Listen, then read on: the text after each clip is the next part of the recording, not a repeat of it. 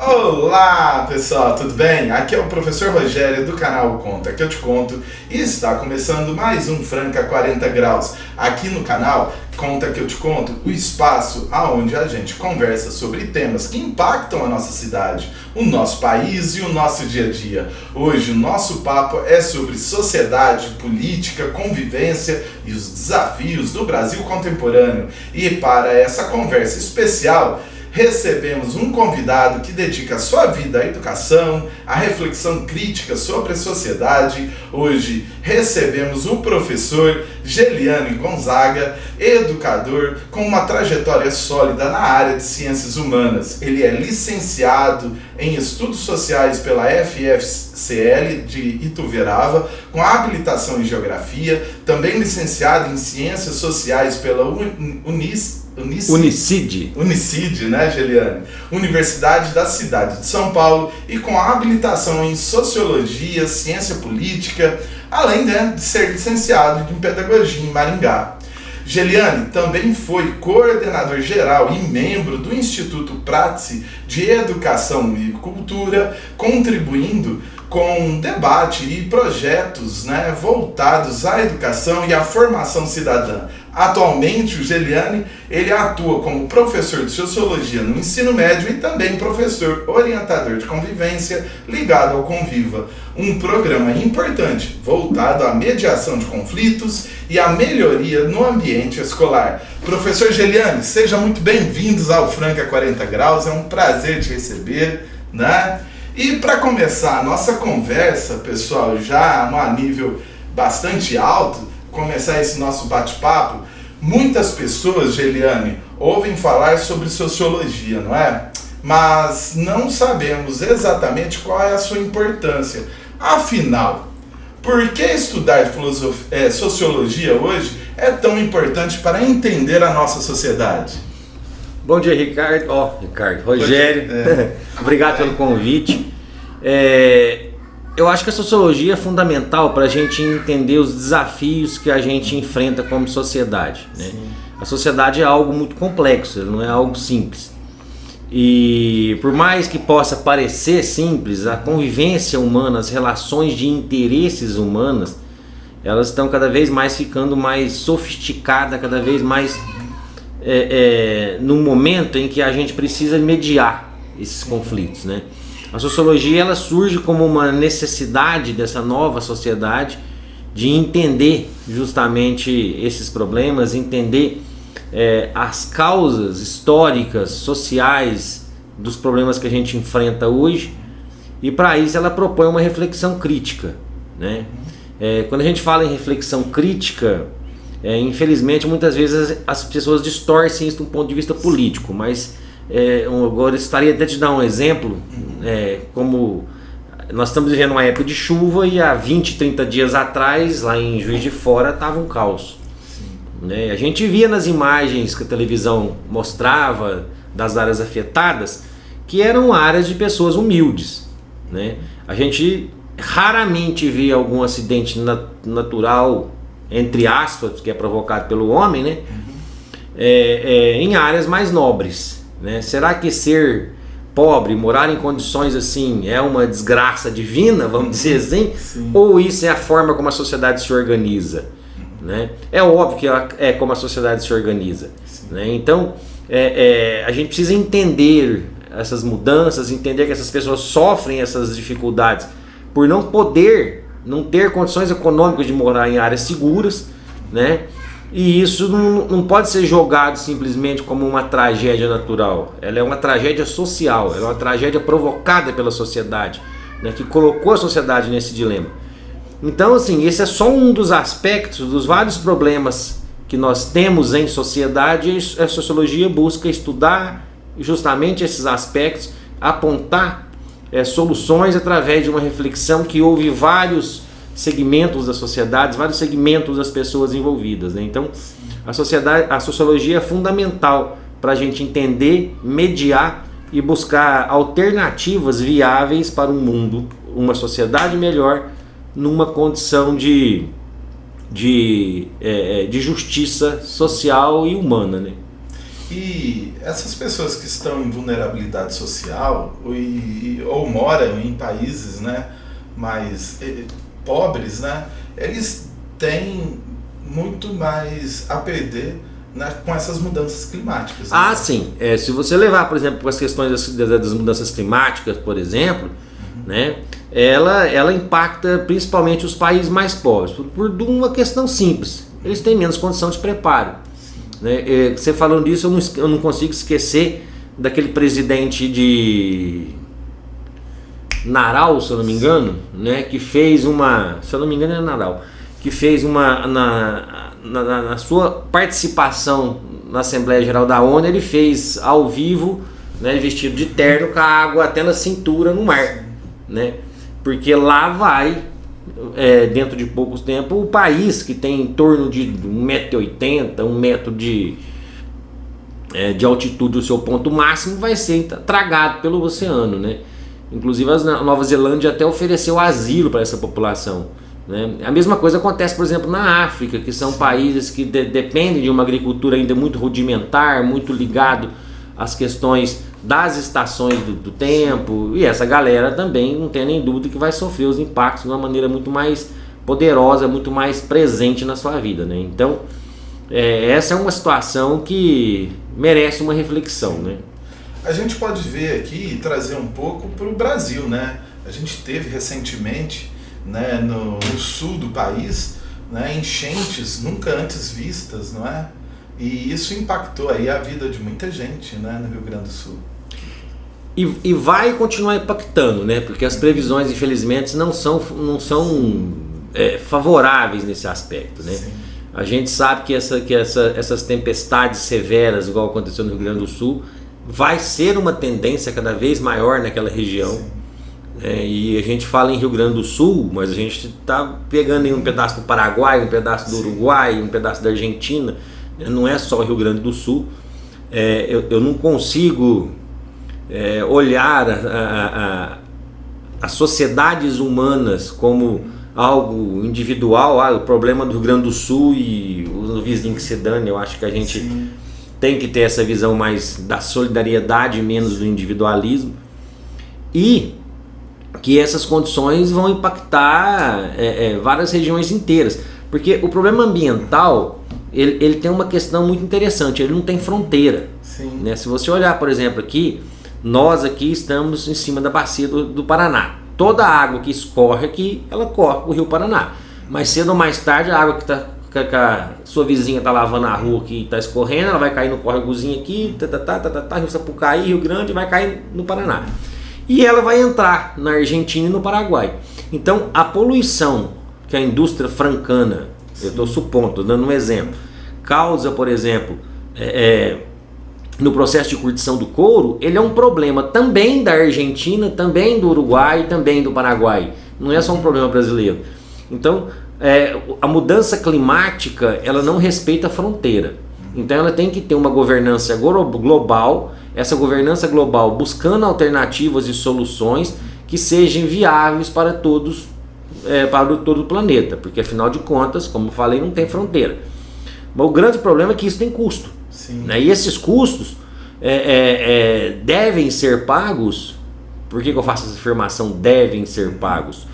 Pelos países mais desenvolvidos, porque são eles os maiores emissores, né, de gases, os emissores de gases que causam, igual o carbono que causa o efeito estufa, né, que leva ao aquecimento global em especial, né? Então é claro que esses países mais caros, mais ricos, têm que arcar com a maior parte dessa demanda de custo. Mas aí a gente leva um impacto, já leva um choque com outros pensamentos, né? Por exemplo, você pega, por exemplo, o Trump, ele rejeita todo e qualquer problema ambiental como sendo uma realidade. Tanto é que ele já saiu de acordos históricos, acordos de Paris, acordos, né, que ele já simplesmente os Estados Unidos ignora isso, né? Então isso vai se tornando perigoso em dois aspectos. Primeiro, pela própria ação em si, que acaba prejudicando o planeta, e como um efeito cascata, né? Daqui a pouco a China também se acha no direito de fazer o mesmo, a Europa de fazer o mesmo. É claro que não se preocupando com essas questões climáticas, você consegue reduzir custo de produção, e esse custo de produção impacta diretamente na concorrência internacional, aí o outro país também vai querer entrar dentro do mesmo pensamento, e aí o negócio vai virando em cadeia ladeira abaixo, né? E a sustentabilidade fica difícil nesse contexto, né? Fica difícil. Gostaria de saber de você, Geliane, a importância do Brasil receber eventos como a COP30. Eu acho que quando a gente fala em geopolítica mundial, quando a gente fala nas relações internacionais de maneira geral, todos os eventos de grande monta é muito importante que o país receba por causa de dois motivos. Primeiro, como anfitrião, ele acaba pautando mais o rumo das discussões, né? E isso permite que acaba tendo um peso maior nas discussões, né? E segundo, é que chama para o foco mundial, né, as razões ou os motivos que aquele país tem a falar e talvez não encontra em um outro momento, né, num outro cenário, num outro palco de discussões. E também tem a questão, que eu acho que é fundamental, que é a questão do acolhimento das pessoas, né, do recebimento de pessoas, que isso acaba gerando ou impactando um debate de melhor qualidade, né? Então todo evento é muito bem-vindo nesse sentido. Interessante, porque quando a gente fala de ecologia, quando a gente fala de sustentabilidade, a gente não pode esquecer que estamos todos dentro de uma mesma casa, não é? E se o vizinho suja do lado, né, se nessa casa, né, no quarto do lado está sujo, isso impacta as pessoas, né? Mas a gente está, daqui a pouco eu acho que a gente vai falar um pouquinho de geopolítica, mas eu acho que nós estamos numa profunda crise,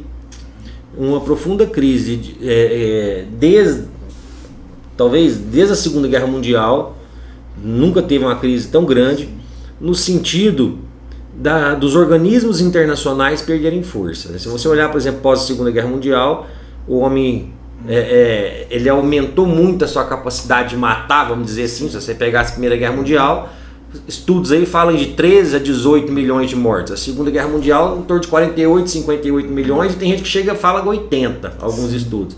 Quer dizer, de 1918, que acaba a primeira, até 39, que começa a segunda, a capacidade militar do homem chegou a um ponto que ele triplicou a quantidade de mortes. Então chegou um ponto que falou assim, nós temos que conversar para que isso não aconteça mais. A ONU surge dentro desse contexto, né?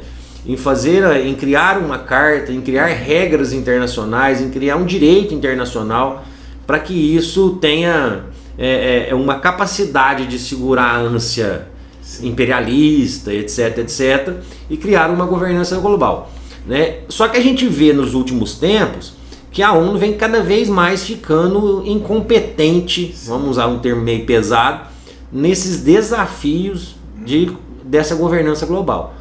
Como a ONU vem perdendo esse espaço, né, a gente viu a coisa de 3 meses, 4 meses atrás que o Trump criou lá um Amigos pela Paz, ou sei lá como é que chama o grupo que ele criou lá, né, que ele escolheu a dedo e... né, sim.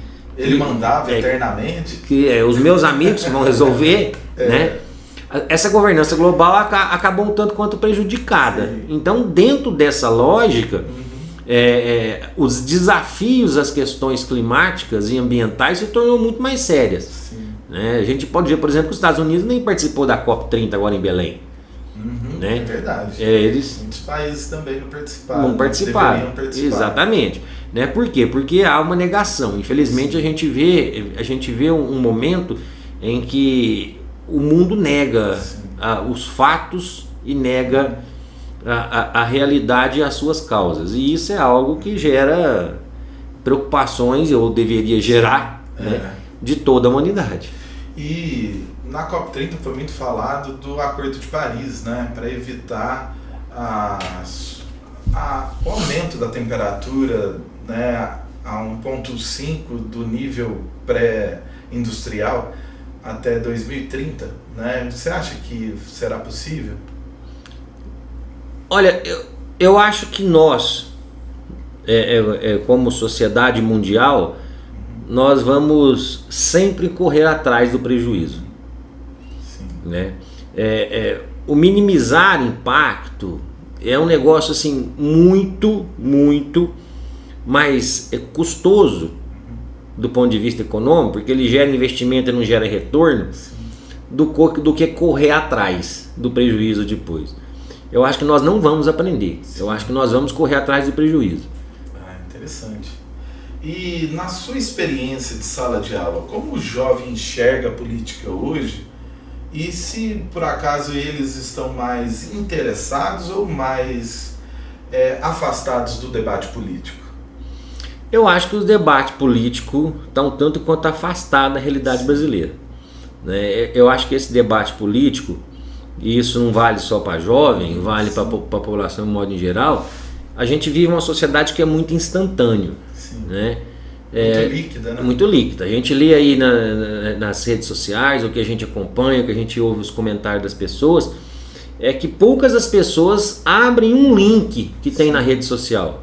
Ela se contenta com o chamativo da a thumb, né? Né? E o pior é que fazendo isso, né, o debate fica cada vez mais superficial. Né? Então eu não vejo os alunos hoje interessados numa política profunda, no entendimento político. Eu vejo muito mais um mundo de lacração. Né? A gente via a campanha eleitoral, a última campanha eleitoral, que tinha aquele meme daquele óculosinho, né? Então o candidato tal dava uma tirada no outro candidato tal, com aquela musiquinha lacrando. Não dá para fazer isso, né? Política não é feita dessa maneira. Ninguém tá todo mundo certo, ninguém tá todo mundo errado. A discussão é necessária para encontrar um meio termo. Eu acho que o aluno hoje, o jovem hoje, a população em geral hoje é muito pouco politizado. Apesar que parcela dessa população acha que é politizado. Mas ela não é. O ser politizado é entender isso e isso é o que me serve. Sim. Eu acho que isso faz parte da. Não é eu pegar um raciocínio político que me interessa, ou uma figura política na qual eu admiro e até venero, né, e colocar esse modelo político ou esse modelo de ideia como sendo algo perfeito e me aprofundar naquilo e não ouvir o outro lado, não ouvir o ao contrário, né? Então isso eu não vejo como politizado. Eu vejo que às vezes a gente vê sim, né, grupos radicais, vamos falar assim, que com um determinado pensamento político, outro determinado pensamento político, e que ficam se estranhando a todo momento, sem a opção de ouvir o outro, de escutar o outro, de ponderar o que o outro falou. Eu não vejo como engajamento político, eu vejo como uma polarização quase que imbecil, apesar do peso da palavra. A gente vive num mundo de pós-verdade, né? Onde as pessoas confundem fato com opinião, né? Isso aí é muito sério porque cria essas bolhas, né? E você acha que esses alunos, ou a população no geral, né? Ela confunde muito fato de opinião? Muito, muito, muito. Isso é até aquela discussão da liberdade de expressão, né? Sim. A gente vira e a gente fala, as redes sociais que o governo está querendo segurar, proibir ou regulamentar. Cara, o mundo hoje discute regulamentação de internet. Sim. Vamos lá, você falou em fato e opinião. Então eu não posso aqui me vir na cabeça agora um exemplo que quem tem 10 anos de idade, que viveu os últimos 10 anos aí, né, na fase adulta, vamos dizer assim, não de idade, mas que viveu, acompanhou o que foi esse movimento bolsonarista, por exemplo, que surgiu em cima de criação de fatos, né? Um exemplo que não me esqueço disso. Isso aí tá na internet, quem quiser é só dar um Google que acha fácil. Um vídeo na qual a Carla Zambelli, né, a condenada Carla Zambelli, estava voltando de Brasília para São Paulo de carro e ela para em Uberaba, junto com o assessor dela, imagino, sei lá. E ela em frente à loja da Havan, né, que para quem vem de Uberlândia para Uberaba, antes de chegar no trevo que pega para vir para São Paulo, tem lá a loja Havan do lado direito, né? E ela para o carro, e ela filma a loja da Havan e ela comenta o seguinte: olha ali, essa loja é a loja da Dilminha, ela faz essa coisa. Gente, é só olhar, busca o vídeo. Carla Zambelli, loja Havan, filha da Dilma. Pesquisa aí que vai aparecer o vídeo, né? Ela grava um vídeo, né,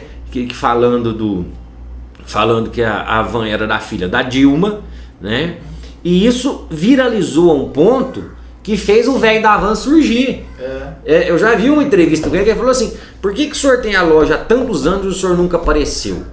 Ele falou assim: não, porque o negócio ficou tão grande, a história que a loja era do filho da Dilma, que eu criei uma imagem caricata de mim mesmo e apareci como o velho da Havan, o dono da loja. Sim. Quer dizer, então, isso é um exemplo claro do que é criar um fato, né? O que é um fato e o que é uma opinião.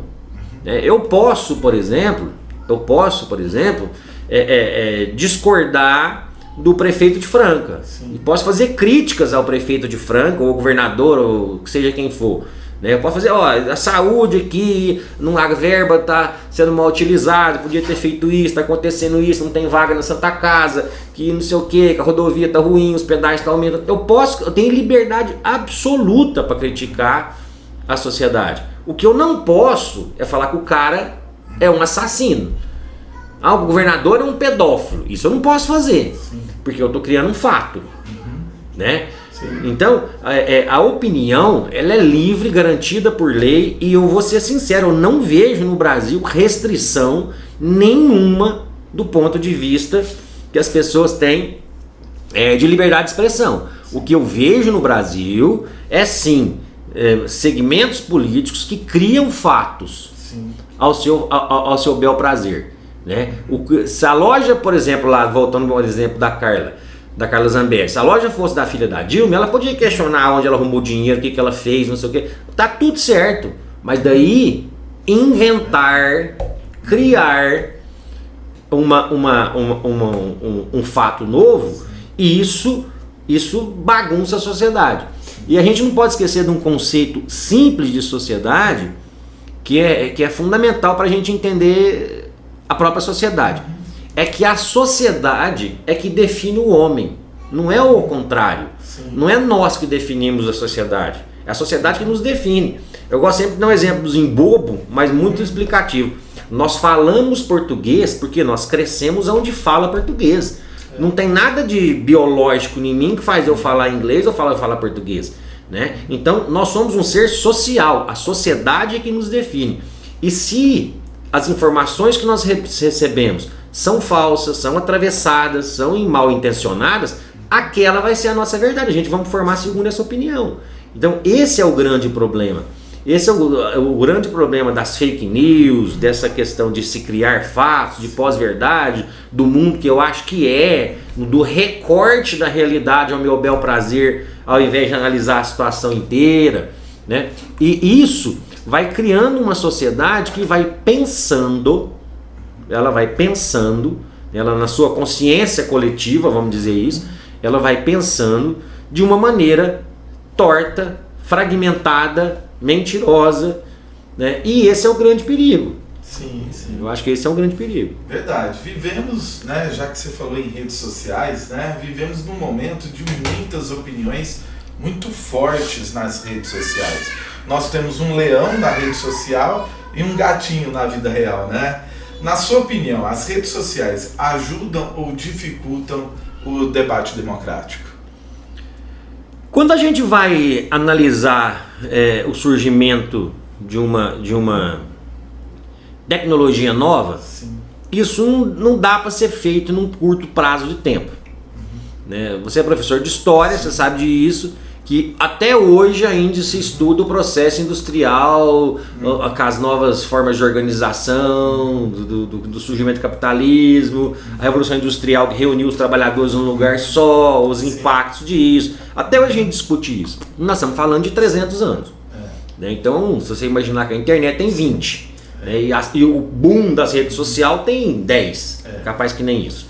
Então, é muito cedo para a gente imaginar o impacto que isso causa ainda, né? Mas a internet e a rede social, ela tem dois pontos extremamente interessantes que eu acho que a gente tem que pensar. Primeiro, ela popularizou, entre aspas, o jornalismo. Sim. Não tem nem dúvida que o jornalismo profissional, o que eu acho que ainda tem que ser a fonte A de informação, né? Porque as notícias têm critério, né? O cara lá fez uma faculdade, ele aprendeu o critério para escolher a notícia. Então, vai lá, veja lá um problema na Globo, vai ver na Record, vai ver lá no SBT News, vai ver aonde você quiser, na CNN, sei lá, e depois você vai lá dar uma olhadinha também nos sites que tem credibilidade, no Metrópolis, na UOL, enfim, né? Você poder formar uma opinião. Mas a rede social, ela permitiu que isso aqui aconteça. Né? Quando era impensável que a gente, aí há alguns anos atrás, teria condição de estar batendo esse papo aqui, e esse papo pode ser visto no Japão. É verdade. Então ela ganhou muito. Então a democracia, ela melhorou o debate muito com as redes sociais, sem dúvida. Mas o problema, o grande malefício dela, e talvez esse é o grande problema, é que ela criou um universo em bolha. Né? Eu acredito nisso, eu acho isso, eu distorço a realidade segundo esse meu pensamento. Volto ao exemplo da Carla Zambelli. Né? A gente viu, por exemplo, uma das coisas que mais se falava na época do impeachment da Dilma foi justamente essa questão da Havan. Esse assunto da Havan, né? Que a Havan era a filha da Dilma. Cara, isso teve um peso gigantesco durante o impeachment da Dilma na opinião pública. Né? E isso é uma mentira. Essa mentira que a Dilma, que a Havan era a filha da Dilma, isso não aconteceu no jornalismo profissional. Isso se difundiu nas redes sociais. Né? O Bolsonaro, por exemplo, ele saiu de um deputado medíocre, que ele era um deputado medíocre, sem menor expressão, né? Não se falava em Bolsonaro, né? Que ele aproveitou das redes sociais e principalmente da polêmica que uma briga com ele, com o Jean Williams, lá na Câmara aconteceu, e começou a política da lacração. Né? Ele é um efeito de rede social. Né? E dá informação em ondas, né? Exatamente. E totalmente desregulada. É por isso que as redes sociais devem ter uma regulamentação. Essa discussão é no mundo inteiro. Sim. E já muitos países essa regulamentação já começou. Sim. É mais do que necessário, vamos assim dizer. Né? Com certeza. Professor, muito se fala em crise da democracia pelo mundo. Na sua opinião, a democracia brasileira está forte ou ela enfrenta risco como acontece em outros lugares? Eu acho que a democracia brasileira, ela passou no último ano agora por uma prova de fogo, que foi essa questão da tentativa de golpe. Né? Fato, não houve uma tentativa de golpe. Houve um planejamento na qual a Polícia Federal investigou e chegou às conclusões e apreendeu documentos, né, e teve depoimentos, enfim. Eu acho que na minha concepção não é como negar a tentativa de golpe. Por mais que a gente escuta, às vezes as pessoas falam, mas o golpe não aconteceu, mas o crime é a tentativa. O crime é a tentativa. Né? Houve um planejamento, sim, de um golpe de Estado. O que, sinceridade, não é muito novidade na América Latina. Se você olhar a história brasileira, desde a proclamação da República, a gente vê uma sequência de golpes. Então houve uma tentativa de golpe. Né? Então a nossa democracia, ela resistiu bem a isso, na minha opinião. Nós tivemos uma mobilização popular. Essa mobilização popular fez com que o Congresso brasileiro, o STF brasileiro se movimentasse e fez e conseguiu sustentar a democracia. Né? Era simples, cara. Né? O discurso golpista era desde o dia que ganhou a eleição. Ganhou a eleição falando que a urna era fraudada. Quer dizer, eu não entendo como alguém que elege um parceiro no estado de São Paulo, como está aí o nosso governador Tarcísio de Freitas, aliado de primeira linha do bolsonarismo, elegeu em São Paulo um cara que surgiu sem histórico político, elegeu em São Paulo, né? E aí a fraude na urna é só para quando elege quem é contra mim. Então, não houve fraude em São Paulo para eleger o Tarcísio, mas houve fraude no governo federal para eleger o Bolsonaro, para eleger o Lula. Quer dizer, o que me interessa eu falo, o que não me interessa eu não falo. Né? Então, diante disso tudo, eu acredito que a democracia brasileira saiu vitoriosa no sentido de ter vencido esses embates. Mas ela é sempre em risco. A democracia ela sempre está em risco por modelos autoritários que interessam, em especial de grupos econômicos fortes. Né? Não tem nem dúvida disso. Né? E esse ano vai ser uma outra prova. Vai ser uma outra prova porque não tem nem dúvida que isso vai ter interferência externa na nossa eleição. Mas interferência externa como? Cara, nós estamos aqui até agora falando uns 20 minutos, e boa parte desses 20 minutos nós estamos falando em rede social de internet. Né? Quem controla esses algoritmos controla o número de informação que chega para quem chega e como chega. E como consequência disso, forma a visão da sociedade. Eu não estou nos Estados Unidos ou no Irã para ver o que está acontecendo. Tudo que eu sei, a mídia me mostra. Ou a internet me mostra através de produtores independentes. Eu não estou lá vendo. Quem controlar essa imagem do que chega a mim vai controlar a visão que eu tenho daquilo. Sim. Vai controlar a sua opinião. Exatamente. Exatamente, vai controlar a minha opinião. É por isso que esse filtro da regulamentação é algo fundamental. Sim. Né? Mas é uma discussão muito grande, né? É uma discussão que ainda está no início e eu acho que ainda algumas gerações até isso ficar absolutamente apaziguado. E a gente vê também uma mudança muito radical na tecnologia, né? Nós vemos aqui agora a entrada da inteligência artificial, que vem moldando o pensamento humano, né? Vem moldando o pensamento dos jovens e adultos, né? E controlar essa inteligência artificial também vai ser uma narrativa, né?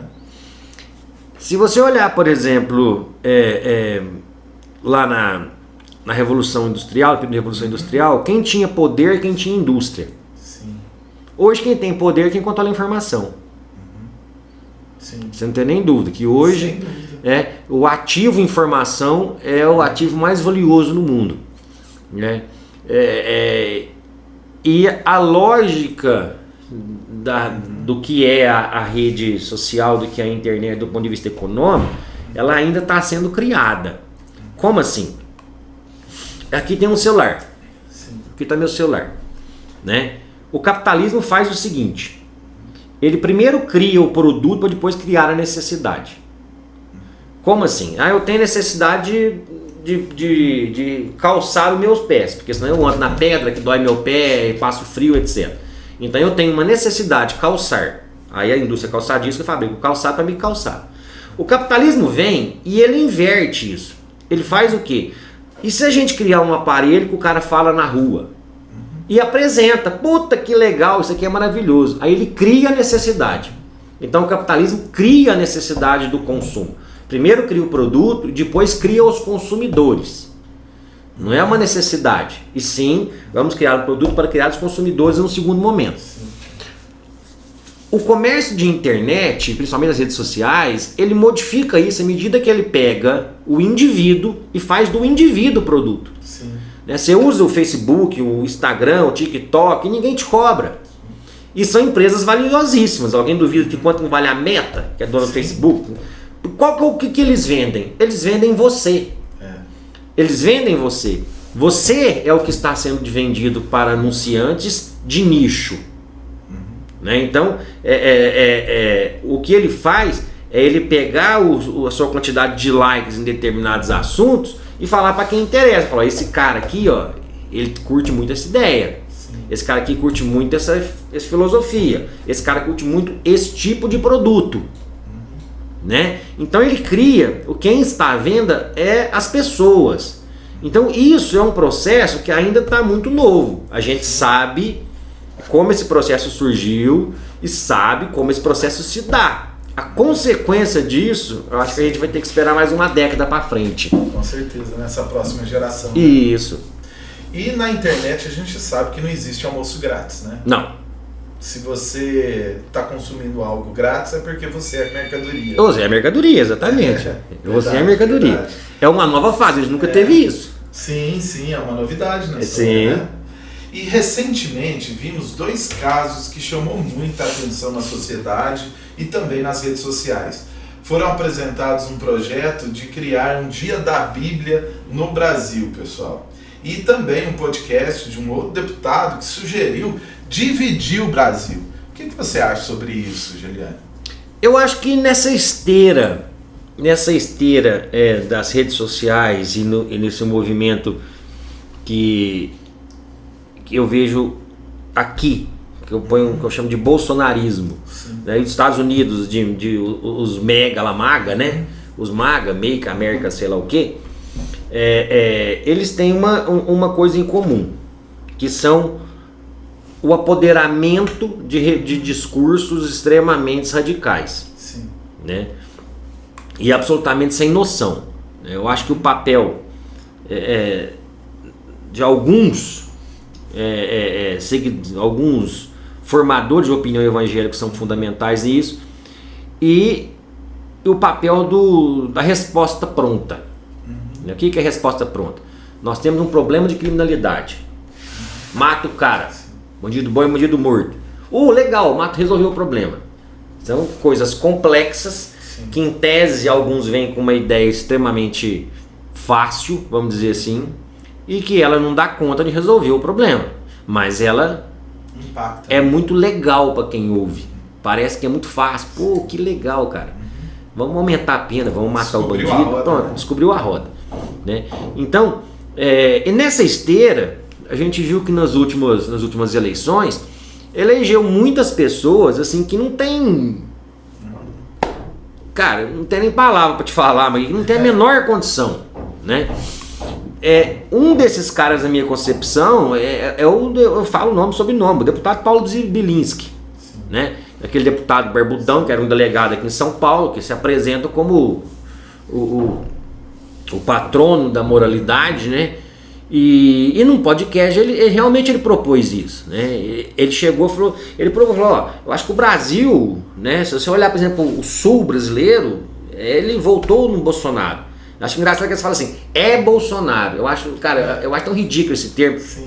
Bolsonaro, Lula. Não, ninguém é Lula, ninguém é Bolsonaro. Porque ambos são seres humanos que daqui a pouco vai morrer, que vai ficar no passado, que vai passar. Não são deuses eternos. Não vamos ficar idolatrando nenhuma ideia nem outra. Não vamos ficar criando heróis. Exatamente. E o Paulo Bilinski fez exatamente isso. Ele falou que como na mentalidade dele, o Sul era Bolsonaro e o Norte era Lula, por que não dividir o Brasil?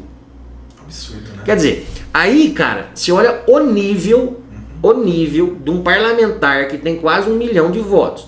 Ao ponto do cara sugerir, nosso Brasil, vamos lá, que descoberto em 1500, até aqui, as nossas conquistas territoriais, as dificuldades que nós tivemos, as revoluções que tivemos interna, né, e etc, etc, a gente segurou a unidade do país, é claro que isso às custas também de muita opressão, enfim, mas nós estamos aqui em 2026, um país com 8 milhões de quilômetros quadrados, etc. Né? Aí o cara sugere uma separação do país por causa de 2 nomes.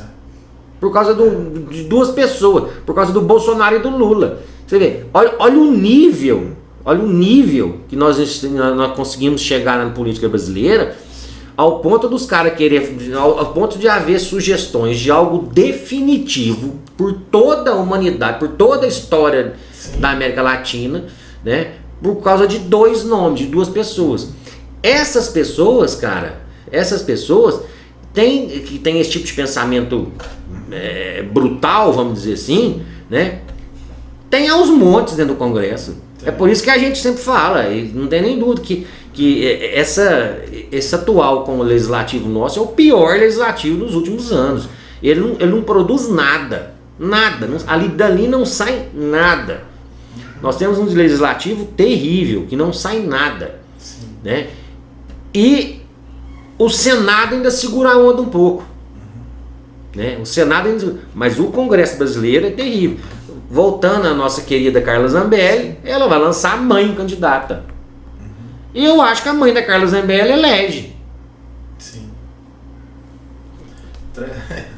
É complicado, né?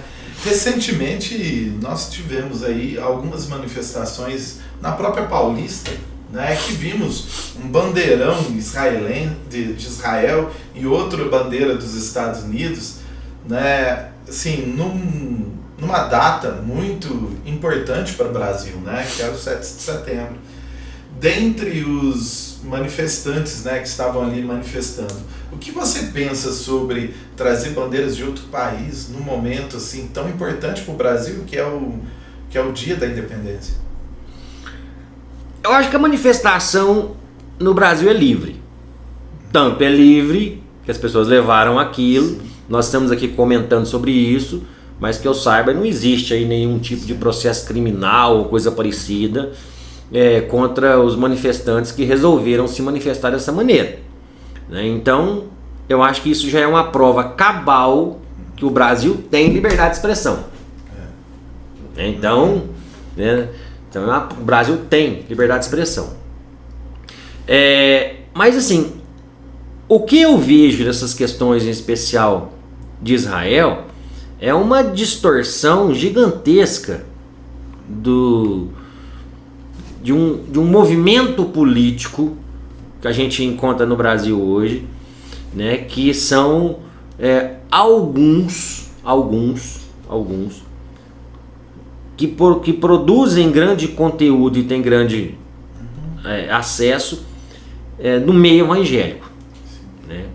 É preocupante, isso é algo que realmente me preocupa quando a gente vê o meio religioso entrando dentro do poder político, corrompendo ou destruindo as bases do Estado laico. Na história humana, todas as vezes que política se envolveu com religião, não deu certo. Né? Você não tem nem dúvida disso. A gente sabe, você pega, por exemplo, os nativos que viviam aqui no Brasil antes da chegada dos espanhóis, eles foram dizimados com alguém que carregava a cruz na mão. Né? Em nome de Deus, o homem saía da Europa e formava exércitos gigantescos e ia até no Oriente Médio, destruindo o que tinha, e em nome de Alá eles lá também faziam a mesma coisa. Sim. A gente está vendo aí como é que é a República Fundamentalista Islâmica no Irã. Não me agrada em hipótese nenhuma o que muitos gostariam de ter, uma República Fundamentalista Cristã. Sim. Eu acho que ela também seria um grande mal, não se mistura. Né? E dentro desse contexto, a gente vê, por exemplo, uma distorção radical do que é Israel. Né? As pessoas são levadas a crer que Israel, né, é uma promessa divina. É o povo escolhido por Deus, que está na Bíblia. Ok, eu não vou discutir isso. Eu vou discutir que esse Israel que está ali foi criado em 48. E foi criado em 1948 num processo em que chegou a Síria para lá, chegou o Iraque para cá, chegou o outro para cá e pum, fundou esse Israel no meio. Cara, faça um exercício de pensamento. Nós estamos aqui na sua casa, na Cidade Franca, no bairro que eu não sei o nome aqui, a rua também não lembro, né? Nós estamos aqui. Imagina se amanhã bate nessa porta e fala assim, meu filho, é o seguinte, ó, essa casa aqui, essa área da cidade, a partir da semana que vem, ela não vai ser mais brasileira. Então, você tem até segunda-feira para desocupar, beleza? Ô, peraí, ué. Feio, segunda-feira, presta atenção, segunda-feira, não tem a quem recorrer, você vai recorrer ao meu fuzil. Segunda-feira você vai sair daqui. Exatamente isso a ONU fez na construção desse Estado de Israel atual. E esse Estado de Israel atual, ele acabou que tendo uma divisão entre a área palestina e a área israelense, o que acabou não acontecendo, houve vários conflitos, e a gente chegou onde está hoje. Né? Mas essa ideia, em especial do governo Netanyahu, que a gente não deve, em hipótese nenhuma, criminalizar o povo, os israelenses, né? Nós estamos falando de um governo israelense atual, né, que é genocida, né, é um governo genocida, não estamos falando da população israelense como um todo, mas o fato que esse Israel aí nem cristão é. Israel não é cristão, ele é judeu, né? E aliás, fica aqui uma outra sugestão de pesquisa, para quem gosta de pesquisar o tema, igual eu comentei do Carlos Zambelli, uma outra pesquisa. Dá uma pesquisadinha. Israel é legalizado o aborto, que é uma pauta que os cristãos abominam. Israel aceita a relação homoafetiva, né? Por questões internas religiosas mais radicais, não existe o casamento gay em Israel. Mas se você atravessar a fronteira, casar em outro país, você chegar em Israel, você é imediatamente reconhecido. Então ele aceita a união estável e o casamento gay, inclusive, e facilita processo de adoção, etc, etc. Há estudos assim, avançados e uma certa condição de aceitação de drogas leves, como a maconha. Então Israel nos costumes ele é muito progressista em relação aos seus vizinhos. E muito parecido com o Ocidente, né? Muito ocidentalizado, menos né? oriental. Só o que a gente tem é o seguinte, é que durante, né, os anos 50, 60, um novo modelo, vamos dizer assim, de crescimento religioso surge nos Estados Unidos, né, aproveitando essa condição de dificuldade das pessoas, né, e que Israel deixa de ser um país. Para essa galera, Israel é uma providência divina. Sim. Israel é um objetivo divino. Isso é perigoso. Aí, cara, né? Aí a gente vê, por exemplo, durante a independência do Brasil, foi em 7 de setembro, as bandeironas, se eu não me engano, né? Bandeiras dos Estados Unidos, que acho que merece quase que uma conversa à parte do que os Estados Unidos faz, e de Israel dentro, na Avenida Paulista, né? E as pessoas defendendo algo que, se você chegar e pôr o microfone e falar de aborto, o cara te bate. Sim. Mas ele está defendendo a bandeira de alguém que tem um aborto.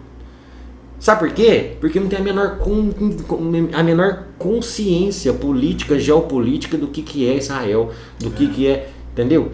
Então, eu não estou falando isso para falar mal de Israel, eu estou falando isso para falar mal da ignorância brasileira, que se deixa, que parcela da população se deixa ser manipulada por palavras de pastores em altares que tem um único fundamento, um crescimento político, um crescimento e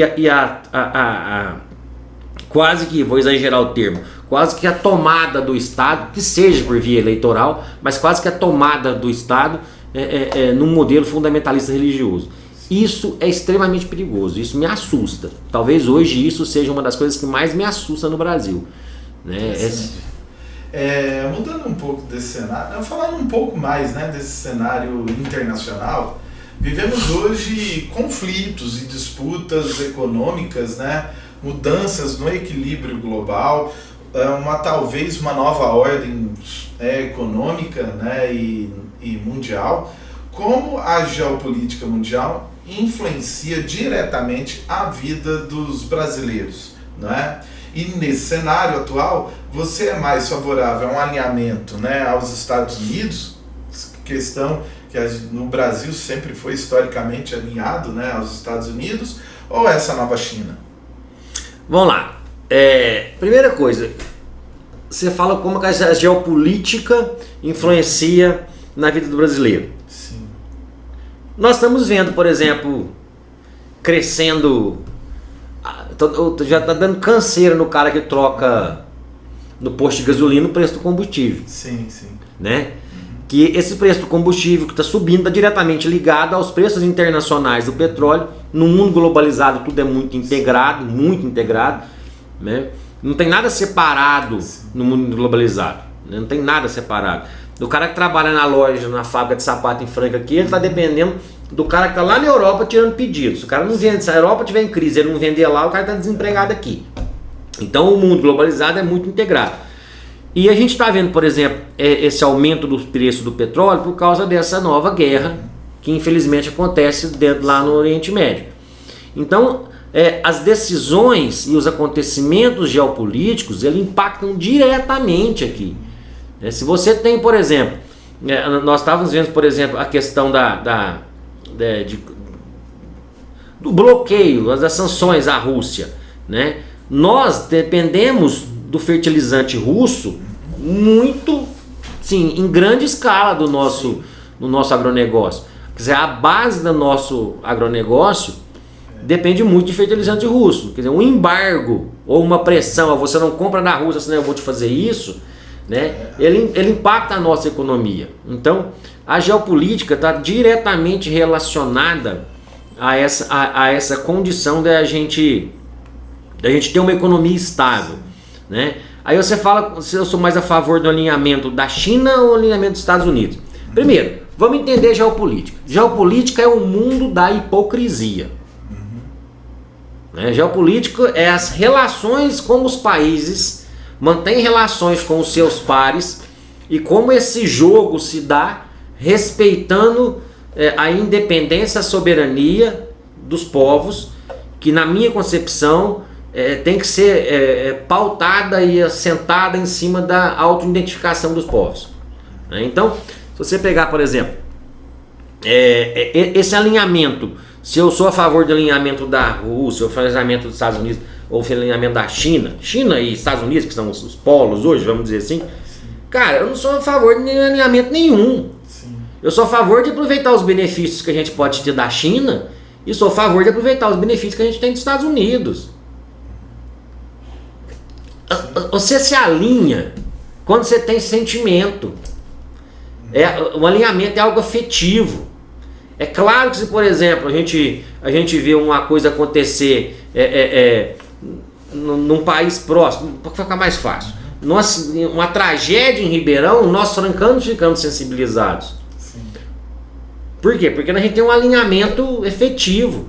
Agora, que alinhamento que a gente tem com os estados que justifica eu seguir uma doutrina e um posicionamento americano ao pé da letra, ou que justifica eu seguir um chinês ao pé da letra? Nenhum. Eu acho que o alinhamento principal tem que ser do que a China nos oferece melhor. Oferece melhor em contratos comerciais, em relações comerciais, em respeito à nossa soberania, em parceria da troca de tecnologia, né? Apenas vir para o Brasil explorar determinado setor, sei lá, as terras raras, ok, mas eles detêm 80, 90%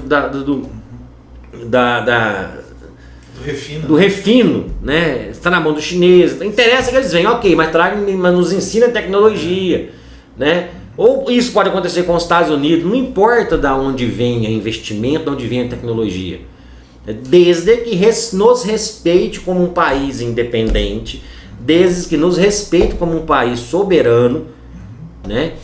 Não está tudo certo. Eu não acho que tem que alinhar com um ou com o outro, né? Agora, se você perguntar assim, mas uma coisa você não tem nem dúvida. Não tem nem dúvida. O que eu vejo nos últimos 15 anos, 20 anos, né? Porque foi onde a China conquistou um boom, né? Parou de se fazer trenzinho falsificado para virar um polo de tecnologia. É que a China vem e quer nos dominar, vamos dizer assim, com negócios. Os Estados Unidos oferecem pressão e bala. É complicado, né? A receita que um oferece e o que o outro oferece para o mundo, e eu acho que aí é o principal erro que já está, a gente sabe que os Estados Unidos já está todo império começa, cresce e cai, né? Que os Estados Unidos já está porque os Estados Unidos entrou numa onda já há algum tempo de oferecer intervenções. Sim. E a China chega oferecendo negócios. Então o mundo está vendo a sensatez da China e a agressividade dos Estados Unidos. Tanto é que ele fala para todos os ventos, né, que todo mundo tem que expandir, né, o seu gasto com os equipamentos militares. Como que você enxerga essa questão dessa pseudo-nova corrida armamentista? Cara, eu vejo o mundo hoje com focos de tensões pontuais, né? E que esses focos de tensões pontuais, pela própria questão da globalização, onde tudo fica, que o pontual acaba virando geral, né? E também pelo a grande condição econômica que uma guerra tem. Uma guerra gera uma condição econômica de produção muito grande. Ela reacende o modelo capitalista. Sim. Tanto na produção durante a guerra, como na produção, na reconstrução depois disso. Né? Então, eu vejo que esses conflitos, né? Cara, minha cabeça tá ruim, volta aí que você falou. Sobre essa questão da corrida armamentista. Tá. Eu vejo como uma tendência em que o mundo faz muitas vezes por especulação. Né? O que veja bem, é civilizado, né? É o correto. Sim. Em que exista um organismo internacional poderoso capaz de mediar isso. Existe. ONU. Só que a ONU ela reflete o que era o mundo lá após a Segunda Guerra. E hoje já é outro. Né?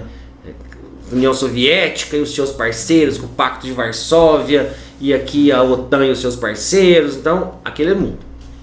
Né? E lá foi criada a Carta da ONU, que reconhece algumas coisas, como por exemplo, a autodeterminação dos povos.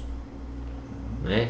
Que os povos que moram naquela região, eles têm que ter uma autodeterminação do que eles acham, do que eles querem no modelo político, etc.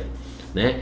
E organismos que consigam julgar isso. À medida em que a ONU, né, na Carta da ONU, ela não aceita, né, a Carta da ONU foi tão bem elaborada lá naquela época, infelizmente perdeu sua credibilidade, né? O ataque a um outro país é algo condenado na Carta da ONU. O país pode se defender. Ele atacar um outro país, ele invadir uma região, isso aí deveria ter uma chancela do Conselho de Segurança, etc. O governo americano fez lá na invasão do Iraque um desrespeito muito grande à Carta da ONU. Né? Até então a ONU era um organismo respeitado, né? O governo Bush, a ONU não aceitou os Estados Unidos invadirem o Iraque, né? O Iraque era um dos melhores IDHs do Oriente Médio. Mas tinha a ditadura de Saddam Hussein. Cara, mais da metade do mundo vive em ditadura. Lembra do autodeterminação dos povos? Sim. Então, se você achar que a Rússia vai ter eleições democráticas igual nós temos no Ocidente, ou que a China vai ter... Esquece, não vai.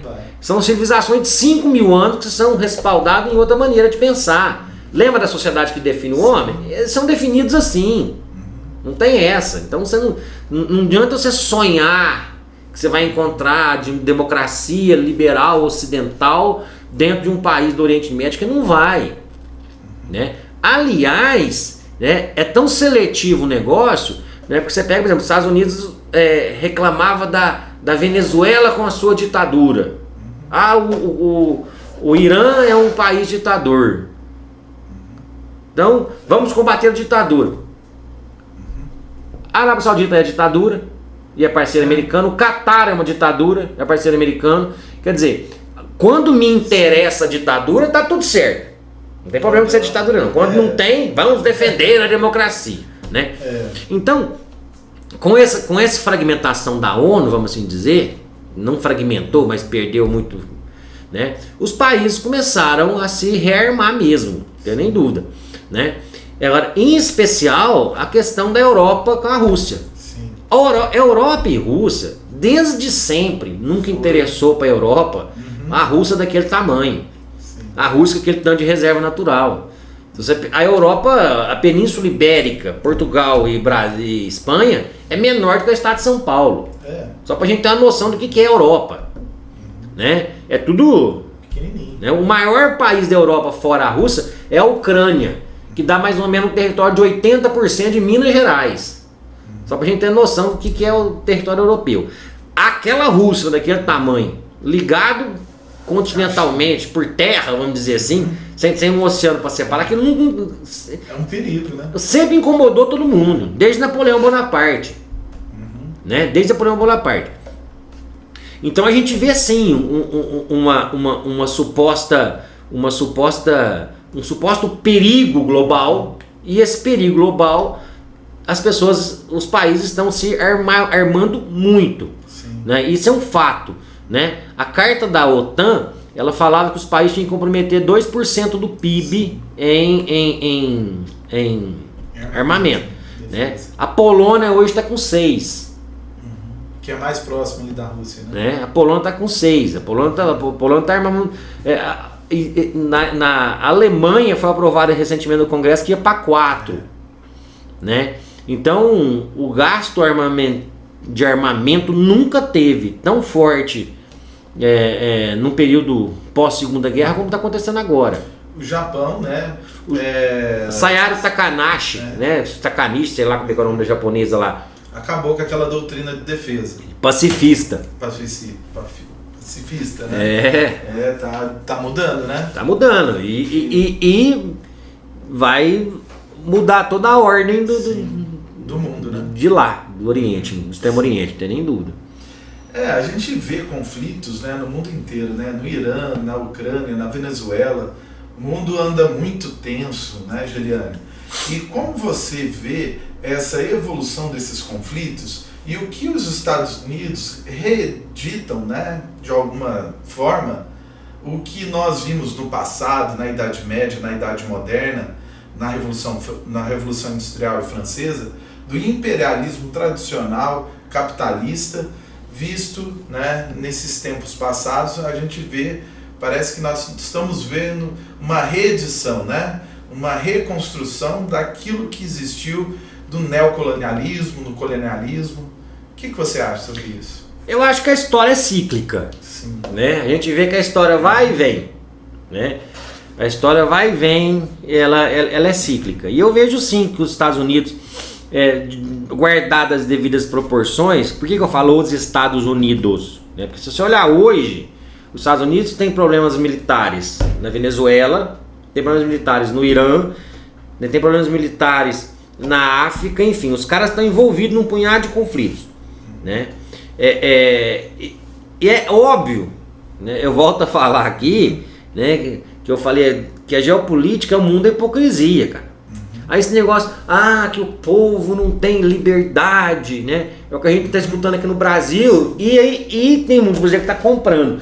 Os Estados Unidos vai colocar o Comando Vermelho e o PCC como grupo terrorista. Nossa, é isso mesmo, vai lá, Trump. Cara, o cara não tem a menor noção do que ele está falando, né? Podemos até, podemos até falar disso, né? Por que isso? Mas eu vejo como os Estados Unidos reeditando isso sim, né? Porque aquele imperialismo que a gente via no passado, na qual existia você ia lá e tomava a terra do fulano de tal, tomava território mesmo, né? Por muito tempo a gente não viu isso. O imperialismo virou algo em torno de mandar em mercados, em reservas naturais, né?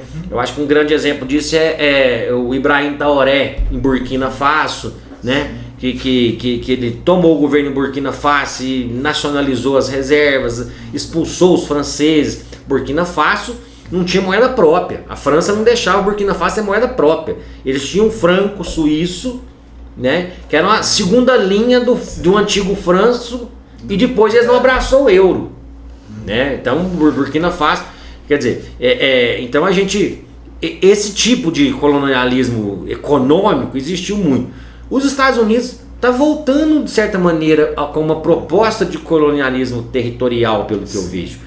Prova disso, vamos anexar o Canadá. né? Groenlândia. A Groenlândia, né? Então, fazia séculos que a gente não escutava, pelo menos de maneira tão contundente, uma expansão territorial mesmo, buscando a expansão territorial, né? É impensável você imaginar que há 30 anos atrás um presidente americano ia falar assim: vamos anexar o Canadá. Pera aí, velho. Sem antes ter conversado com os canadenses. Não, isso era absolutamente impensável há 20 anos atrás. E hoje a gente escuta falar isso com uma naturalidade, cara. E uma galera que também, boa ideia mesmo, legal, gostei da ideia. Né? Quer dizer, então, isso é claro que isso é um perigo para a ordem mundial e para a governança global, não tem nem dúvida disso. Né? Eu vejo, se você me perguntar assim, quais são os futuros desses conflitos, como você me perguntou, né? Eu vejo assim, que os Estados Unidos entrou numa fria com o Irã. Sim. Né? Muito grande. Hoje, 1 a cada 4 americanos, sim, abomina a ideia dos Estados Unidos ter feito aquilo no Irã. Sim. Né? A população americana está tendo hoje uma visão assim, o que os Estados Unidos estão ganhando no Irã? Os Estados Unidos está favorecendo Israel. Sim. Né? Claro, né? Mas está favorecendo Israel, que é o inimigo histórico do Irã, etc, etc. Mas os Estados Unidos, o que ele ganha com o Irã hoje? Nada. Né? Qual vai ser o benefício que os Estados Unidos vai ter com essa intervenção do Irã? Primeiro, guerra você sabe como é que começa, não sabe como acaba. E né? tem também o revanchismo, né? Isso. Gera um revanchismo. Guerra, você sabe como é que ela começa, você não sabe como é que ela acaba. Segundo, qual que é o ganho real que os Estados Unidos vai ter dentro desse ataque ao Irã? Né? Israel adorou. Né? Porque ele conseguiu, como ele sempre diz, bater na cabeça do povo com 2 paus, um pau americano e um pau israelense, 2 porrete. Né? Mas assim, os Estados Unidos estão gastando 10 bilhões de dólares, Sim. que essa guerra já ficou até agora, né? Que era para acabar na cabeça do Pete Hegseth, né? Que é o cara lá do Pentágono hoje. Aliás, abre aqui só um parênteses. Sim. Os Estados Unidos, o Pentágono sempre foi o Ministério da Defesa, né? Hoje é o Ministério da Guerra, eles mudaram o nome do Pentágono de Ministério da Defesa para Ministério da Guerra, né? Para ver o alinhamento deles, né? Porque não, ONU pós-Segunda Guerra Mundial, defesa, né? Não, aqui é guerra mesmo, Ministério da Guerra, né? Que eles não vão conseguir.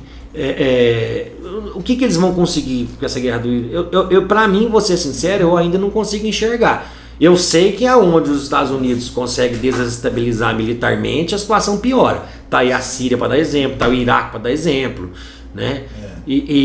Mas assim, eu vejo que eles entraram num lamaçal. Eles ficaram 20 anos no Afeganistão, saiu, o Talibã tá lá de novo. E saíram de uma forma muito vergonhosa, né? E vai sair do Irã com a prova vergonhosa também. Sim. Entendeu? A gente vê também uma reedição, né, da doutrina Monroe aqui nas Américas, né, por parte dos americanos. O que você acredita nisso? Realmente existe essa reedição dessa doutrina? Não, isso aí não é algo que acontece na prática e que algum intelectual fala assim, é reedição. Não, isso aí é o Marco Rubio, né, que é o secretário de Defesa dos Estados Unidos, cubano, né, ele é cubano de origem, né, exilado e radicado nos Estados Unidos. Ele fala, né, que o Trump tem uma vantagem, cara. Ele é claro, por mais absurdo que seja, né, ele fala. Né? Porque eu volto a falar, geopolítica é o mundo da hipocrisia. Então o governo fala um trem e está fazendo outro nas costas, né? Então, igual a questão da ditadura, se que interessa é legal, se que não interessa é ruim, né? E eles têm sim essa pauta que a América Latina é um quintal americano. Sim. Eles não vão largar esse osso fácil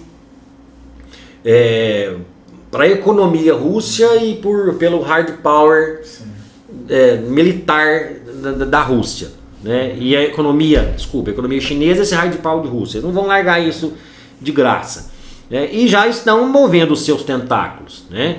Se você vê, por exemplo, a Cláudia Sheinbaum, que é a presidente do México, né? Ela numa coordenação com os Estados Unidos, né? Eles atacaram fortemente o cartel de Sinaloa, porque cada lugar tem um argumento. Qual que é o argumento lá para o Oriente Médio? Democracia, para a Rússia, essa democracia, pronto, levar a liberdade. O argumento na América Latina, crime organizado, narcotráfico, esse é o argumento. Só que esse argumento ele cai fácil, ele cai extremamente fácil. É muito fácil derrubar isso. Você pega a Venezuela, por exemplo, ela representava menos de 5% da quantidade de droga que entrava nos Estados Unidos, né? A maior, muito, 70%, 60% ia da Colômbia. Sim. Né? Colômbia e o Equador, depois da pandemia, o Equador não conseguiu se reerguer e os cartéis avançaram muito para o Equador. O Equador entrou em crise séria durante a pandemia. Aí o que acontece? Se você pegar, por exemplo, a quantidade de drogas que entrava pela Venezuela, não justificava uma ocupação da Venezuela. Sim. Mas a quantidade de petróleo que a Venezuela tem justifica. Né? Vamos ocupar a Venezuela, o regime ditatorial, o Catar também, e aí? Não, deixa o Catar lá por enquanto. Vamos preocupar na Venezuela, não sei o que, e no Brasil, todo mundo vai virar a Venezuela, e no que vai virar a Venezuela. Cara, o Catar também, não, deixa o Catar lá, vamos pensar na Venezuela. Então é hipocrisia falar que a questão é ditadura. Sim. É hipocrisia falar isso. Né?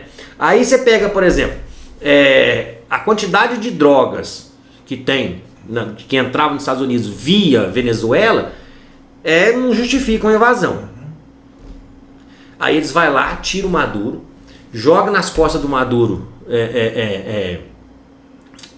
a chefia do cartel Los Soles, né? Tem uma história interessante do cartel Los Soles, eu gosto muito disso, né? Do organograma de organização do PCC, do COVE, desses cartéis, eu gosto muito disso, né? Eu leio muito sobre isso.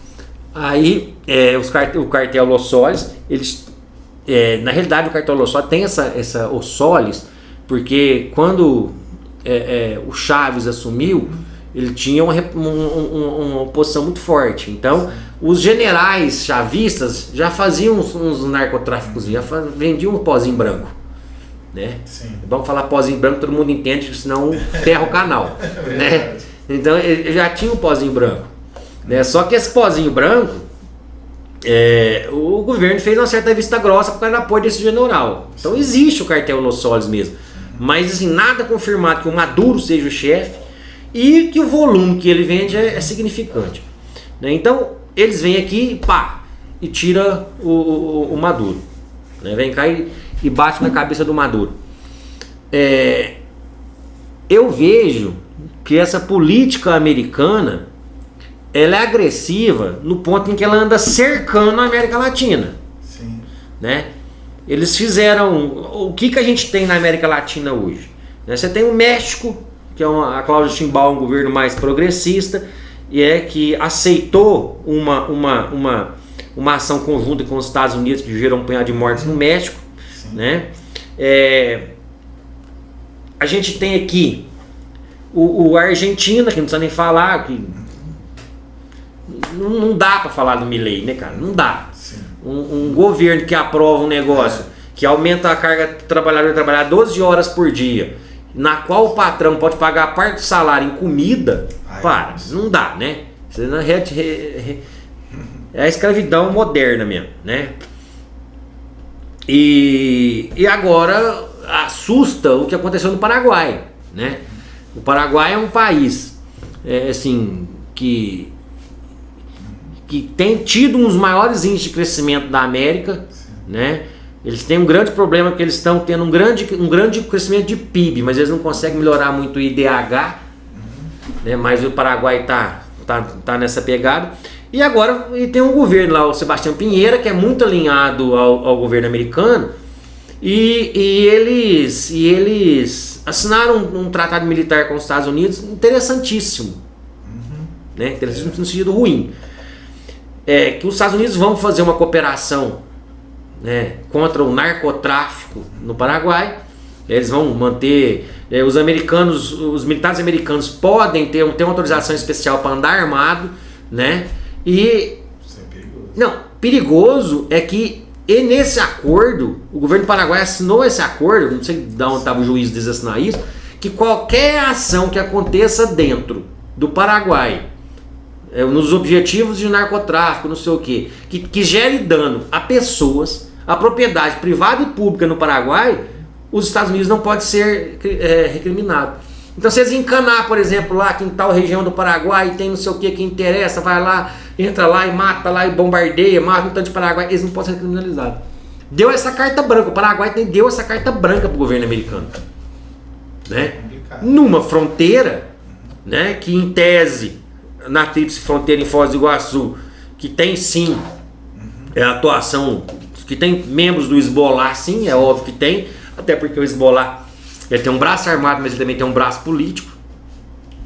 E agora colocando o CV e o primeiro comando da capital dentro dessa lógica de grupos terroristas, isso proporciona ao governo americano fazer ações onde ele achar que deve, sem pedir anuência do Congresso americano. E facilitou. Também sem anuência também do país, né? Ela, como instituição terrorista, você pode entrar em qualquer país e... Não, interessa combater o CV aqui? Tá. Então tá bom. Então vamos fazer isso sim em coordenação com o governo brasileiro, né? Apesar que eu não entendo, porque se você pegar assim, o primeiro comando da capital e o CV, eles têm atuações totalmente diferentes, ornogramas totalmente diferentes, inclusive na sua organização de chefia, né? Então, o de São Paulo, sim, tem ramificações assim, desde 2012, desde 2006, a Polícia Federal já indicava algumas ligações com o Hezbollah no sentido de trazer armas para o Brasil e o Hezbollah ser responsável por isso, e nessas mesmas rotas que vinham as armas para o Brasil, começou a ser utilizado para levar... Foi um jogo de ganha-ganha, né? Sim. Mas isso... mas daí a ter essa liberdade de intervenção no território do outro é muito grande, né? Será, Geliane, que estamos próximos de uma terceira guerra mundial? Qual a solução, né, se tem solução, né, de evitar essa catástrofe? Cara, essa terceira guerra mundial, alguns falam que ela já está num certo andamento, né? Outros que ainda que não. Porque os conflitos que hoje tem no mundo, ele tem uma proporção geopolítica muito grande, que nem a questão do Irã, da Ucrânia, né? E isso a gente vai vendo claramente que vai tendo alinhamentos, né? Há 2 meses atrás, Israel fez aquela guerra dos 12 dias. E o Irã respondeu com a ideia do Irã era uma saturação, né?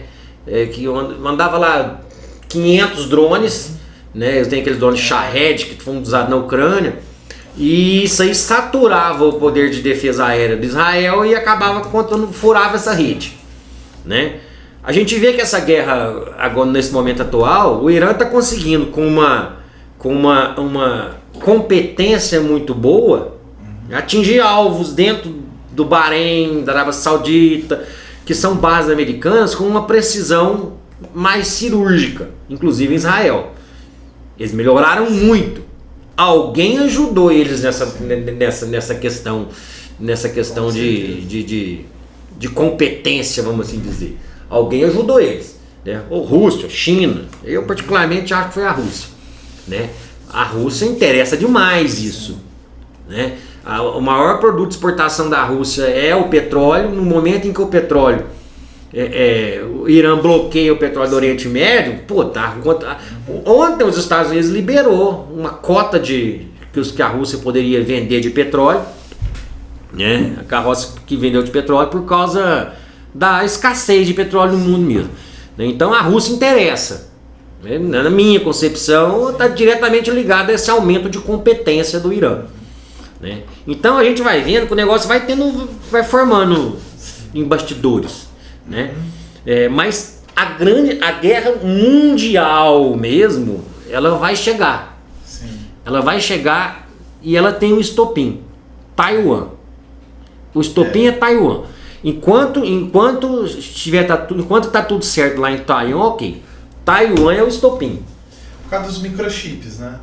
Porque na realidade é o seguinte, o Taiwan, eu acho que muitas pessoas não sabem disso, eu acho importante até saber, que Taiwan, ele se considera a China. Na Revolução Comunista na China, a galera fugiu para Taiwan. Então ficou uma república com a China continental e uma China... Apenas o Paraguai, acho que Israel e um outro país é que reconhece Taiwan como um país independente. O resto tudo reconhece como um território da China.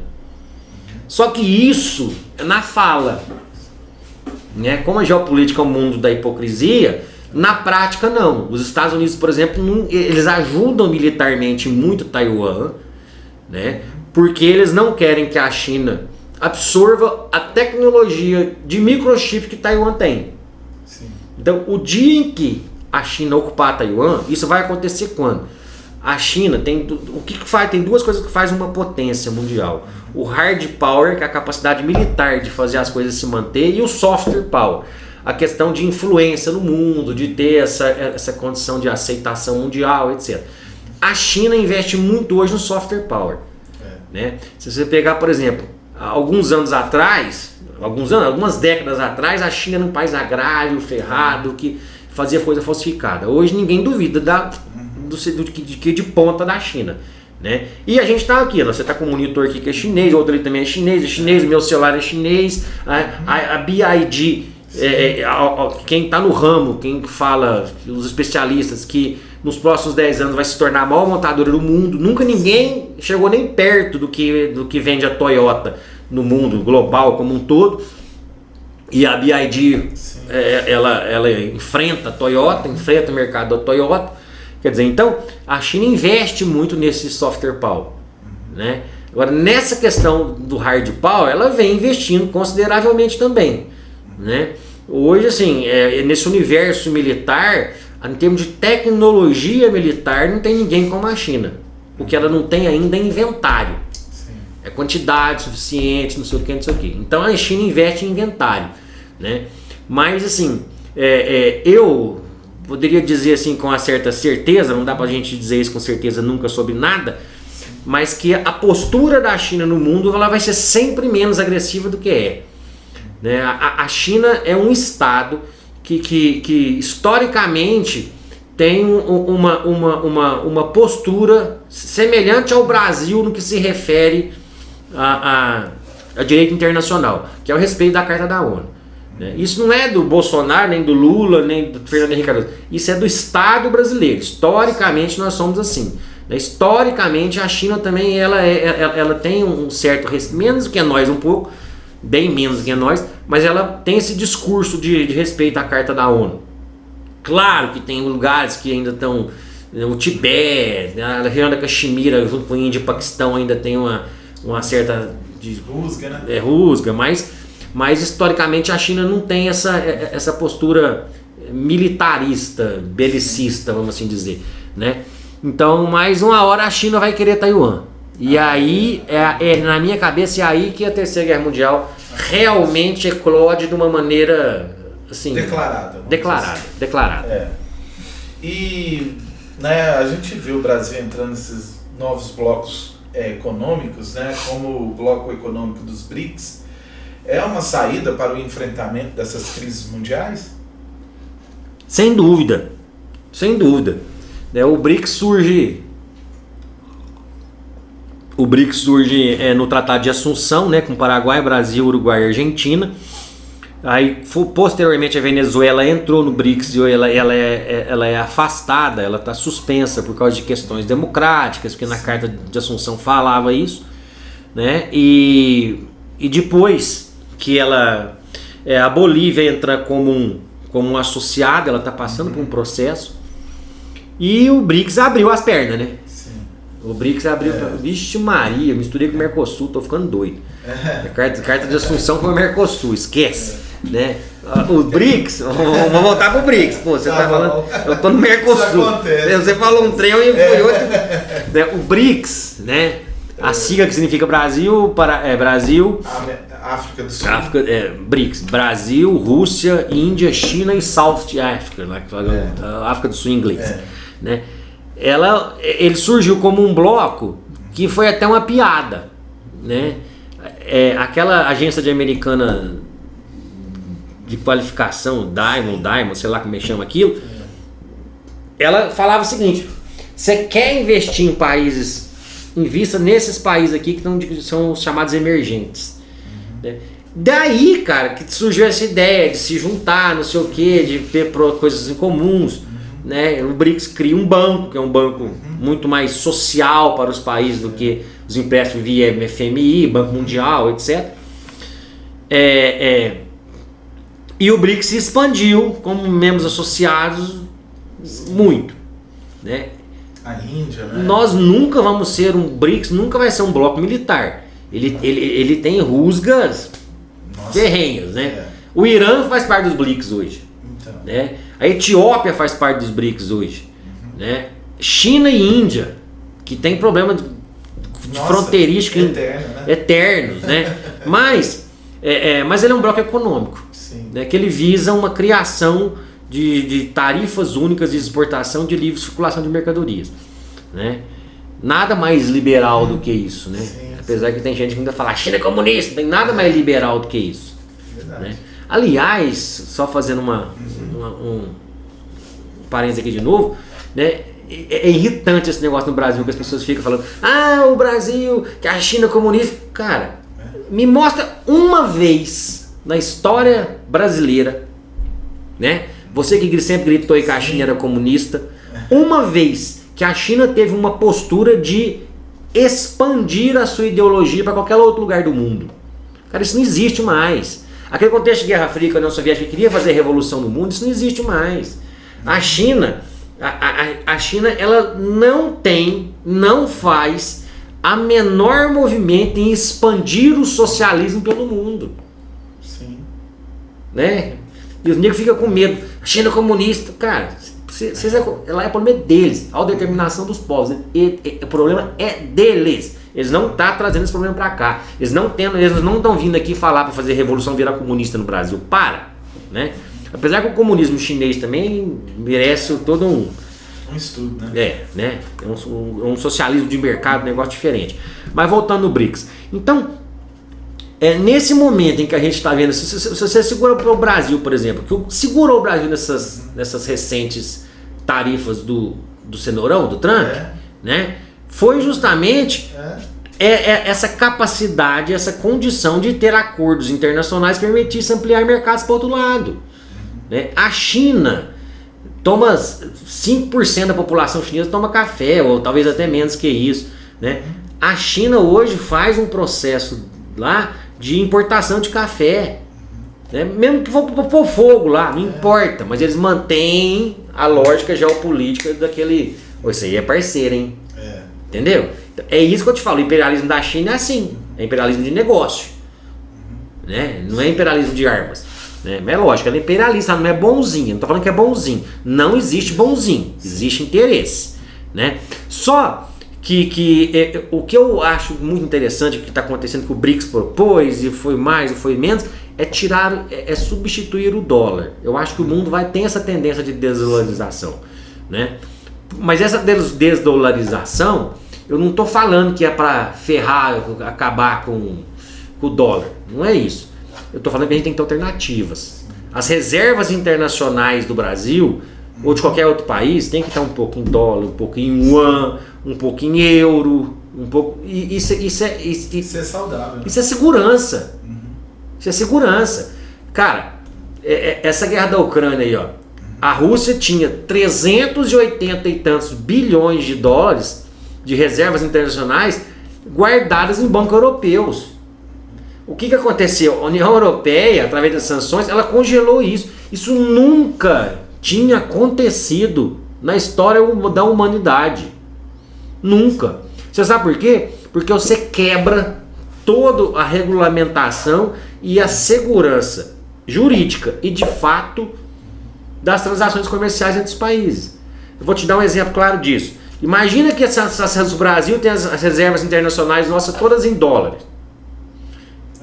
Aí os Estados Unidos falam assim, olha, presta atenção, o Brasil não colabora com o fim do terrorismo, ou melhor, ou do crime organizado. Ou o Brasil é um país que não respeita normas ambientais. Como sanção para o Brasil? Vamos congelar as reservas. Aí quebra o país. Você está entendendo como é que você tem que ter? Quanto maior variedade de reservas internacionais, melhor. Sim. Você tem que ter o yuan, você tem que ter dólar, você tem que ter... Então, assim, eu sou a favor dessa desdolarização da economia brasileira, né? Não no sentido de vamos ferrar os americanos, mas no fim a fim de se diversificar para poder ter mais seguranças perante o que ainda pode vir a acontecer. É não colocar todos os ovos na mesma cesta. Pronto, acabou. Eu falei 1 hora aqui, você resumiu em 10 segundos. É isso aí. Verdade. É isso aí. No mercado a gente fala isso, né? A gente não pode colocar todos os ovos na mesma cesta, né? E, professor Geliane, você atua há algum tempo na educação aqui em Franca, não é? Como foi a sua chegada à cidade e como começou a sua trajetória profissional aqui na cidade de Franca? Eu sou nascido aqui. Sim. Né? Eu sou aonde? Que região? Eu nasci no Jardim Francano. Ah, bom, né? Bom. E depois de mexer um tempo com comércio, sim, eu comecei eu acabei a minha graduação que eu tinha começado e não tinha acabado lá na Fafran em Tuverava. E aí eu entrei para educação, faz 20 e poucos anos que eu estou na educação, né? É um ambiente, assim, muito... que a gente dá muito murro em ponta de faca. Sim. Né? Cara, a educação... às vezes a gente fala assim, você pega o fulano de tal, que nem esse menino lá da Bahia, que passou em primeiro lugar na USP, fala... é possível, isso é regra. Nós não podemos pegar a exceção e fazer dela uma regra. É verdade. Isso é uma exceção, quer dizer, não é uma regra, né? E o que a gente vê hoje em dia é justamente isso, né? A gente tenta inspirar-se nas exceções como se elas fossem uma regra. Mas o que é regra é que a sociedade ela sempre tem um objetivo, né? E a educação, melhor dizendo, a educação ela tem como principal objetivo manter a sociedade como ela está. Ela deveria ser transformadora, mas ela não transforma. Então, eu tenho aquela ideia comigo. Se você pegar, por exemplo, os alunos do ensino médio, todos lá, e perguntar o que cada um quer ser da vida, um quer ser médico, outro quer ser engenheiro, e etc, etc, ninguém vai falar que quer trabalhar de servente pedreiro. Nem ser professor, né? Felizmente. Mas o cara tem que quebrar a cara para ele não ter alternativa e fazer aquilo. É assim que se forma a mão de obra barata. Né? A massa de manobra, né? Exatamente. E mão de obra barata, econômica mesmo. Né? Mas aí fica essa conversa que a gente se escuta falando, a gente fala assim, você é esquerdista, você não sei o que, comunista, e fica ouvindo esses papos, a gente escuta isso. Sim. Cara, eu tenho uma medida, né, que eu acho que quando você começar a fazer isso com honestidade intelectual com você mesmo, né, você vai ter você vai saber te enxergar. Você tem uma escala social que começa aqui, que é o cara que é morador de rua. Não tem jeito de ser mais ferrado que ele. O cara mora na rua, ele compra porque alguém dá comida pra ele. E na outra ponta aqui você tem o cara que troca de helicóptero todo ano. Mas você exagerou. Não exagerei não. Nós temos a segunda ou terceira maior frota de aeronaves particulares do mundo é brasileira. Não é americana, não é francesa, é brasileira. E a maior frota e a maior circulação de helicóptero na cidade de São Paulo. Exatamente. Então, é que nós temos dois Brasis. Você tem um Brasil lá que Você tem centros de excelência médica como o Albert Einstein, o Copador, o DF Star. E na outra ponta você tem onde o cara tem que andar 50 metros para achar um posto de saúde que não tem médico. Né? Então nós temos dois. Aí você tem o cara aqui, ó, que é morador de rua. Esse dia que eu aprendi a fazer isso aqui, eu passo a enxergar a vida diferente. Que ele mora aqui na situação de rua. E esse aqui que troca de helicóptero todo ano. Você não mora na rua, mas também você não tem um helicóptero de ir lá trocar todo ano. Você está em algum lugar entre aqui e aqui, nessa escala. Você está onde nessa linha? É fundamental que você se localize nessa linha. Eu me localizo muito mais próximo do morador de rua, sem dúvida nenhuma. Com certeza. É aí que a classe social sua, velho. Porque se você fizer isso, você começa a entender quais que são as suas necessidades, quais que são as suas demandas políticas. Não adianta você querer defender, por exemplo, o interesse do cara na outra ponta. Você pega o sistema tributário no Brasil, posso só rapidão, você já está acabando só para mim, só para acabar. O sistema tributário no Brasil, o peso que ele tem em cima do trabalhador é muito maior. Você pega lá, por exemplo, o cara ganha 50 mil reais por mês, tem um carro que custa 300 mil. Cada vez que vai no posto de gasolina, ele paga R$1, sei lá se é isso, de imposto na gasolina. Aí o cara ganha R$1.200, tem uma motinha que custa 5 mil. Cada vez que ele vai no posto, ele paga R$1 no imposto de gasolina. O imposto sobre o consumo ele é muito caro para o pobre, né? E ele beneficia, e muito leve para o rico pagar. É por isso que os países desenvolvidos, inclusive Estados Unidos, França, Estados Unidos Estados Unidos tem um imposto de herança gigantesco, acima de um valor lá, né? O imposto da renda, o imposto do recebimento não esqueci o nome, não é royalties, de empresas quando passam para os seus acionistas, de dividendos, o imposto de dividendos é gigantesco. O Brasil, se eu não me engano, era isento. Não tinha. Eu não sei se continua isento, mas era isento, né? O imposto de dividendo, pelo menos era, não sei se ainda. Quer dizer, então, enquanto a gente tiver, e a gente defende o direito, tem que acabar com o imposto, ou o imposto de taxar milionário. Quem grita isso é o cara que quando sofre vai no SUS, é o cara que está na escola pública. Entendeu? Então a discussão não é reduzir imposto, a discussão é ver como esse imposto é gasto. É diferente. Sim. Né? Só que, como nós começamos a nossa conversa da rede social, do formar opinião, etc, faz a barata defender o inseticida. Isso é complicado, né? Geliane, eu sei que você trabalhou, né, e participou de muitas instituições aqui em Franca. Fale um pouco do Instituto Praxis de Educação e Cultura. Qual a importância de projetos culturais como esse para a cidade, né, e para fortalecer, no caso, a questão da cidadania dentro da nossa cidade? Eu acho fundamental. Eu fui coordenador do Instituto Praxis, foi assim, eu fiquei por lá muito tempo e eu cheguei a uma hora que eu achei que tem que se ter sangue novo em tudo. Sim. Né? Mas o IPRA é um instituto que já teve cursinho pré-vestibular, que ele dava...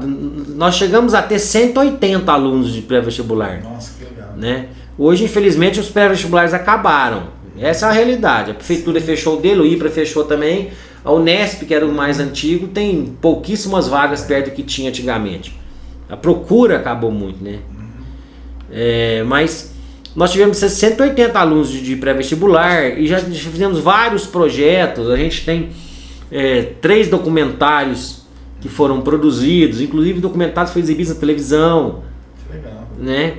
E tem vários projetos ainda em existência, que nem o Museu da Pessoa, que eu até... Entra lá no site www.ipra.org.br. Eu já não estou mais, assim, eu estou distanciado um pouco, mas a história que eu tenho com o IPRA foi muito legal, eu aprendi muito em termos de organização política, da forma de pensar, de movimentos sociais, que o IPRA foi muito guarda-chuva, movimentos sociais, movimento negro, movimento sem teto, movimento sem terra, né? Movimento de hip hop, nós tínhamos tem um evento que chama Batalha no Topo, que é um evento de hip hop. Isso sempre foi um negócio criminalizado, meio marginal, né? Sim. A gente fazia esses eventos lá. E gente de Ribeirão, não sei o quê. Então era evento grande, evento que tinha 500 pessoas. Rapaz, teve um evento que a gente fez lá que a polícia foi 3 vezes. Nossa. Quer dizer, hoje o hip hop é um esporte olímpico. Pra você ver. Você tá entendendo como é que foi a importância do IPA? A importância de fomentar a cultura? E toda a cultura popular, ela é marginalizada no seu início, né? Ah, não tem nem dúvida aí. Né? Você também, né, participou aí, não só de movimentos em Franca, mas em toda a região, incluindo a região de Restinga, né? Quais são os principais desafios na região de Franca? Principais desafios na região de Franca. Agora você me apertou, hein? Bom, mas eu acho que a saúde na região de Franca está muito complicada. Né? A gente era uma excelência e o que a gente não vê notícias sem parar hoje aí de falta de vaga na Santa Casa.